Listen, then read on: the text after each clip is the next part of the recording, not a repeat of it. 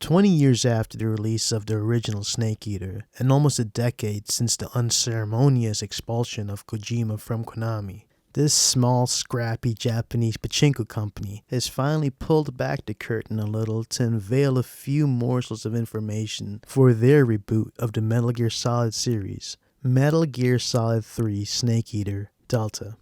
Are you excited? Are you a little curious? Are you feeling a little trepidatious about the whole situation? Please, by all means, let me know in the comments. I would love to hear from longtime fans and maybe even new fans about, you know what, anything you feel, however your feelings take you. Let me just hear about it.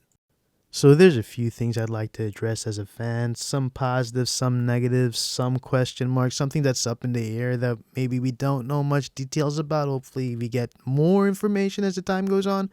One thing's for sure, the GameStop release that they announced of, I believe was November 17th, was wrong. They were going off of the original release date in 2004, which was actually, this year is going to be a Sunday, and nothing really gets released on Sunday besides, I don't know, my emotions. Moving past my heart of glass, I gotta say, and a total flip of the heart 180 degrees. Seeing old familiar cutscenes with the same mocap that I remember from my childhood, it really does warm my heart to see how well it's held up. The cinematography, the choreography, and even the pacing of the action scenes, especially when you first encounter Mr. Major Ocelot and his crew. It translates remarkably well to this era, and it really shows the dedication and work Kojima and his original crew has put into this. Doing an about face and switching to the smaller details. A lot of cool smaller stuff like the bonds of your equipment and the pouches on your belt. The way mud stays on your camo. Hopefully that affects your camo index. That'd be very useful. I can already see a situation in my head. Maybe I got Choco camo and I'm just messing around. Enemies close by and split decision I jump in the mud to get maybe a 75% camo index. It'll be pretty fun to roleplay it. Since I'm already on the topic of camo index, I guess I should cover that. From the initial trailers of the enemies and gameplay to now, they've drastically improved on a lot of camos and equipment and weaponry that the enemies and you are using. It's a lot more close to the realistic counterparts. I'm not exactly sure. This is things we probably will never really know until release, when you could go into survival viewer and item viewers and spin them around and see the details. But so far it's looking like they've done a much better job from initial trailer till now. So if you're into the Soviet Union and US equipment, weaponry, all of those things, the camos, their gear, it seems to be a lot more in line with a realistic take than an artistic interpretation of these items. So something to look forward to. The new team has also stated that there will be a lot more battle damage on your character and his clothing, which I think is a great detail. It reminds me of the first time I played Metal Gear Solid 3. I don't know how, but after my fight with the Fear, I forgot to remove the bolt and I went the rest of the game with the bolt sticking out of my stomach. I had no idea what was going on, so I assumed that was just battle damage for the rest of the game. So it's nice that things like this are incorporated for us in the future. We'll see some really wacky shit out there, and maybe some really grizzled looking big bosses by the end of this game. Finally, we shouldn't be ignoring the phantom hanging over us, looking at us, judging us over whether or not there's gonna be the color grading / filter from the original game in here. And it's not exactly clear given to us. We will get it, and it's only in the bird's eye view. I hope at some point we will be given the option. It should just be in there. I don't understand why they're going to lock it out. But the color grading is in there. And even if you do want to play over the top view, Eagle's view, however you want to call it, you'll still be able to aim over the shoulder. You won't be stuck in 2004 forever. Even though to some of us, that's not that bad of a thing. As fun as it is playing show and tell with our red-headed bastard step-cousin in the bed of Uncle Hideo's pickup, at some point we've got to come to our senses and ask ourselves the pivotal questions. What's the negatives here? Is this right? And what's in store for the future of this path? Shockingly, I gotta admit, I ain't no soothsayer, but what I am though is a 20-year vet in the battle against the proliferation of Metal Gears. And what I can say from this trailer and both the interview with the new head of Metal Gear, there is a few worrying things and there is a few negatives I'd like to address. Alright, let's just address the 500-pound gorilla standing in the corner of the room. I know you've all been thinking it too. They kinda did the boss dirty, right? I mean, she reminds me of someone I literally went to trade school with a few years ago. I don't think this is the way how Kojima described her or how Shinkawa renders her in his artwork.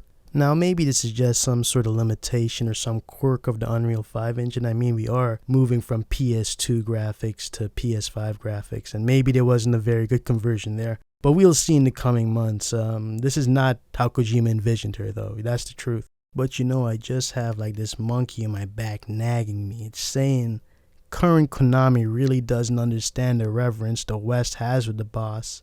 For the sake of this series, though, I hope to be proven wrong.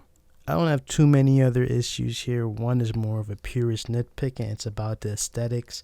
Having the weapons visible on the back, I know if you came in from MGS5, you're used to that, but if you're an MGS3 longtime fan, it kind of throws off that whole aesthetic, right? Now, I hope it's not the MGS5 thing where it has to be something on your back, because now I don't feel like I'm surviving. I feel like I'm Ramboing or commandoing. Now I get it, some of you guys are saying I'm nitpicking here, but it's all about the roleplay for me, really. If I'm sneaking through the jungle with just a 1911 naked camo, I don't have an RPG hanging off my back, I want to feel like I'm surviving, not Ramboing. Now, before I start rambling off about things I'd like to see return or incorporate in this new game from the older games, or maybe just general ideas, I would really like to address Mr. Noriaki Yokomura. He's the one heading this new Metal Gear Solid revival, and he's always been more on the technical side of MGS development. His big call to fame was Portable Ops and the digital graphic novels, but he has a lot of experience in UI design and development. In Phantom Pain, he was a production manager. In Ground Zero, he was an associate director, but he also did the UI design in those two games. He's been a producer on all the Portable games, and he's also been given special thanks in MGS1 and both Zone of Ender games. Now, he might not be on the story side, but from his resume, he's very accomplished in the technical aspect of his job. And if anyone I think can pull this off at Konami, it's probably this guy. He has the resume for it, and more than likely he'll do his best to do as one-to-one as he can pull off. So I'm rooting for you, and he seems to be trying, so please give this man a chance. He has a lot riding on him, and he's not Mr. Kojima, so we can't expect the world from him. If you made it this far, you're now tuned into the After Hours programming schedule. Thanks for sticking with me, and hopefully I'll make your night even more enjoyable. So here I'm going to ramble off a few things I'd hope to see in the game that would make it a much better experience for newcomers and old fans alike. And one of the first things I gotta say is you gotta keep Snake how he was. If you're going to call him a man, a pervert, whatever you want to call him, he needs to keep his first person view with everything and his weird interactions with the world. We need Snake the way we love him.